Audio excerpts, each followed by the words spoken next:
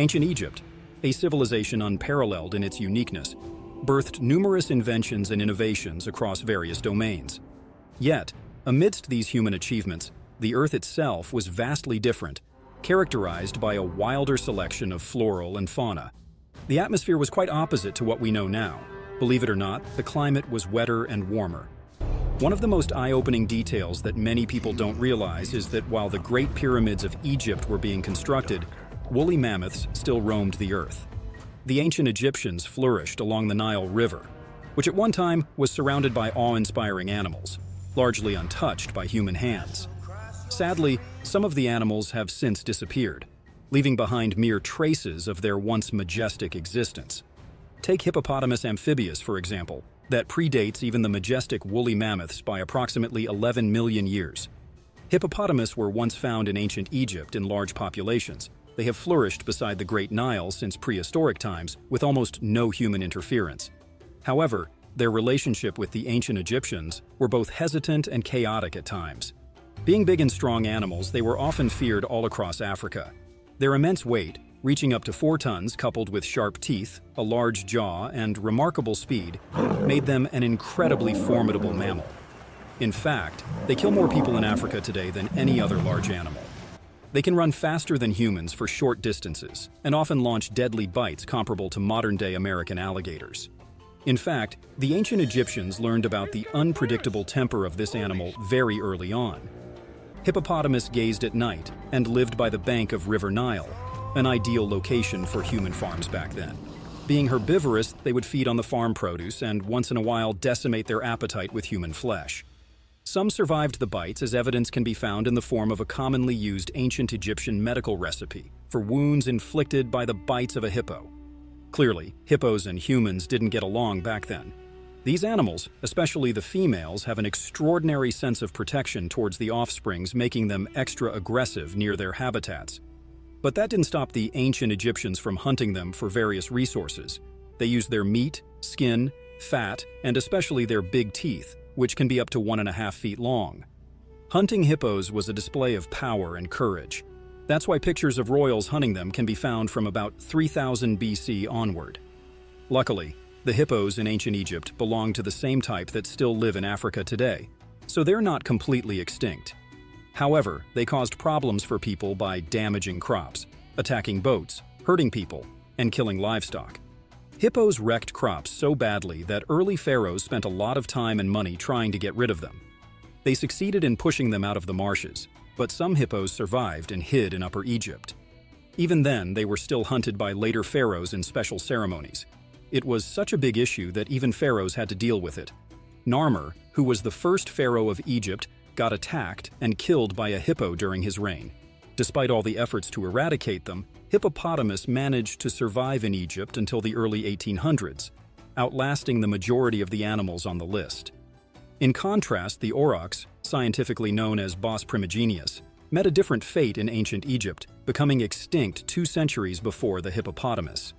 These wild cattle species are considered the wild ancestors of modern cows and were colossal animals, weighing between 3/4 of a ton to over 1.5 tons.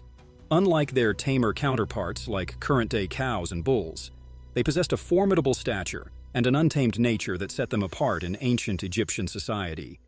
In addition to being larger than regular bovids, they also differed in size, with their torsos and necks being more muscular and stocky, and their legs being longer and slimmer. Their horns were also superior to those of domesticated cattle, reaching 80 centimeters in length and between 10 and 20 centimeters in diameter. All of this suggests that this was one terrific cattle species, and in fact it was, because of a personality to match its frightening look. The mating season was the most dangerous time of the year for these animals, as they had violent fights to win over the females. Despite their intimidating demeanor, ancient Egyptians didn't necessarily fear Orox, as they played a vital role in society, primarily through hunting for meat. This hunting bolstered the economy, with meat and bones sold at markets, and some evidence suggests Orox were kept in small groups for farm work and other resources. Unfortunately, their power and temperament couldn't ensure their survival, leading to their extinction worldwide. While they outlasted some of their ancient Egyptian counterparts, they eventually vanished due to habitat loss and human hunting. This marked the end for the Orox native to Egypt, although other subspecies still survived in Poland's Yaktora forest before ultimately becoming extinct. While the Orox may be fascinating on its own, it pales in comparison to the Bennu Heron, an extinct species of heron known for its exceptional size. Known as the Bennu in ancient Egypt, the heron was Heliopolis's sacred bird from ancient times that soared above the rest due to its incredible size. Fossils and ancient Egyptian artwork reveal that these majestic birds were taller than the average human, standing at around 6.6 feet or 2 meters tall. That's the size of an Alaskan moose. Its impressive stature didn't stop there. Bennu herons boasted enormous wingspans, stretching over 2.7 meters or 8.9 feet. That's 34% larger than the wingspan of an ostrich, the heaviest bird on Earth. If the Bennu heron were alive today, it would hold the title of the tallest flying bird, surpassing even the legendary whooping crane. Paleontologists believe that these magnificent birds called the wetlands along the Nile River home, where they feasted on a variety of prey, including fish, turtles, amphibians, small mammals, snakes, and even baby sharks, thanks to their formidable size. The Bennu heron also left its mark on ancient Egyptian culture. Many believe that Bennu, an ancient Egyptian deity associated with sun creation and rebirth, was inspired by this towering bird. Consequently, the Bennu heron held a significant place in Egyptian hieroglyphics, the ancient Egyptian writing system where its symbol meant gods. Like many other animals in Egyptian culture, Bennu herons were sometimes buried alongside mummies. Despite their symbolic importance, much remains unknown about the relationship between Bennu herons and humans. It's possible that they were hunted, as overhunting and wetland degradation likely contributed to their extinction. By 1800 BC, these magnificent birds disappeared from the fossil record, leaving behind countless paintings and witness accounts about its glorified stature. However, Bennu herons weren't the only birds that glorified the paintings next to great kings and queens of ancient Egypt.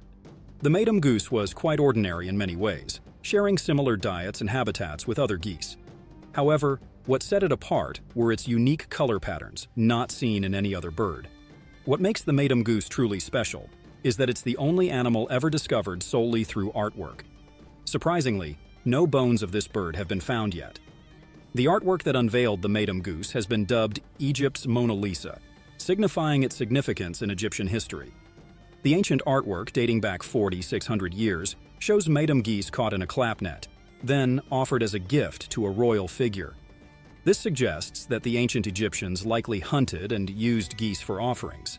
Some experts suggest the bird depicted might be a red-breasted goose, but the patterns in the artwork don't match exactly. Given the precision seen in other animals depicted in the piece, it's more likely that the Maum goose was a different species.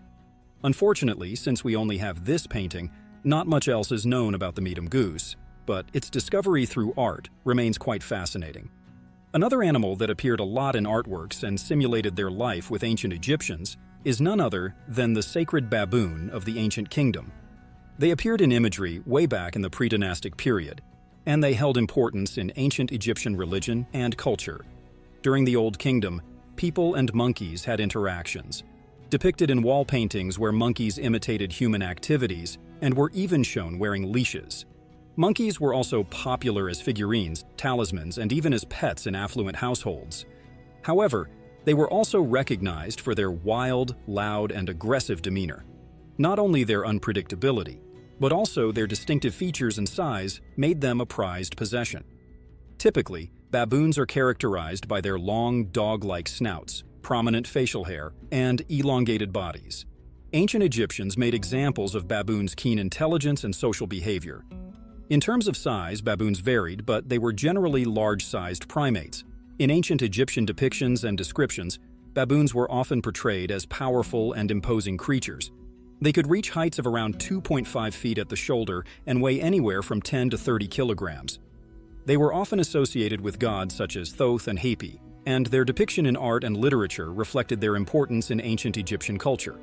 A common practice in ancient Egypt was to extract the canines while it was still alive. This worked as a safety measure. A single bite from an adult male baboon has the potential to cut human thigh muscle down to the bone. By the time of the New Kingdom, these baboons went extinct domestically and were being imported from places like Nubia and Punt to work in temples. But life wasn't easy for them in the desert. where they struggled with inadequate food and limited space to move around. Later on, they were mummified by the thousands and buried in elaborate coffins for religious purposes. It's surprising how the ancient Egyptians managed to domesticate baboons and used them for ceremonial purposes. In fact, ceremonies were an integral part of Egyptian civilization. There were ceremonies for all types of occasions, and the war ceremonies were the most important ones. Imagine a war in ancient Egypt where they used size and magnitude to instill fear among their enemies. And this huge animal was just what the pharaohs needed. The North African elephants, scientifically known as Loxodonta africana pharaohensis, were the famous war elephants used against their conflict with the neighboring kingdoms. These elephants were a smaller subspecies of the African bush elephant, resembling their Asian cousins more than their African relatives. Despite their resemblance, they stood out with their large ears and concave backs, giving them a unique look. Back in the early days of ancient Egypt, they roamed from grasslands and savannas to forests, deserts, swamps, and islands. Despite their ability to thrive in diverse environments, North African elephants were never abundant in ancient Egypt. They had already suffered population declines before ancient Egyptians even appeared on the scene, which eventually led to their disappearance from present-day Egypt by 2900 BC. Just like hippos, the North African elephant wasn't really on friendly terms with humans. These elephants often raided crops, leading people to hunt them. Their movements caused significant damage to structures and agriculture. To protect their crops and property, ancient Egyptians resorted to drastic measures, forcefully driving elephants out of their habitats or trapping them for wars and trade. Unfortunately, their tusks were highly prized for ivory carvings. Even after disappearing from Egypt, these elephants faced continued persecution in neighboring regions like Eritrea, where pharaohs organized massive elephant hunts. Contrary to the widespread fear and hatred towards this animal, North African elephants were also kept as pets and used in zoos and sanctuaries. They were considered a rare collection for the royals and elites, leading to further diminishing numbers. Whether their disappearance was due to human interference or natural shifts in habitat still remains a debate among many scientists. But one thing's for certain, they left a long-lasting impression. Just like the Barbery lion, also known as North African lion, this lion used to roam North Africa, from Morocco to Egypt. People also called it Atlas lion, or Egyptian lion. It was quite popular in ancient times, featured in many stories and legends. This popular feline was inhabiting the harsh deserts and mountains of Egypt, ruling over all other animals in the region. Barbery lion were giants and had unique features that set them apart from other felines of the nearby regions. According to 19th century hunter accounts, the Barbery lion was claimed to be the largest lion, with a weight of wild males ranging from 270 to 300 kilograms, or 600 to 660 pounds. They measure over 8 feet or 2.4 meters from head to tail, and were roughly 15% heavier than other lions. Interestingly, before 2017, scientists thought the Barbery lion was its own kind of lion. But when scientists looked at the physical and genetic traits of lions from North Africa, they found something surprising. The Barbery lion wasn't all that different from the Asiatic lion. In fact, they belong to the same group. This group also includes lions from West Africa and parts of Central Africa. So instead of being its own subspecies, the Barbery lion is now considered part of the northern lion subspecies called Panthera leo. Despite its large population, most of them lived away from civilizations and were rarely encountered by humans. This led to the belief that Barbery lions were protectors and became symbols of strength and beauty. For this reason, maybe it's not surprising that pharaohs often kept them as pets. Unlike the fearing commoners who encountered this beast once in a while, the rich upper-class citizens had a special place for this lion. Because taming a wild Barbery lion or hunting one was considered auspicious and only for the bravest of them all. Apart from the species mentioned earlier, like the hippopotamus and the North African elephant, there were several other animals that have disappeared over time, including giraffes, beetles, spotted hyenas, oryx and African wild dog, among others. Undoubtedly, ancient Egypt was home to a much richer array of wildlife than what we see today. However, this country that takes the crown when it comes to talking about the deadliest wildlife in the modern world was even chaotic in its prehistoric times. Check out this video and see you next time.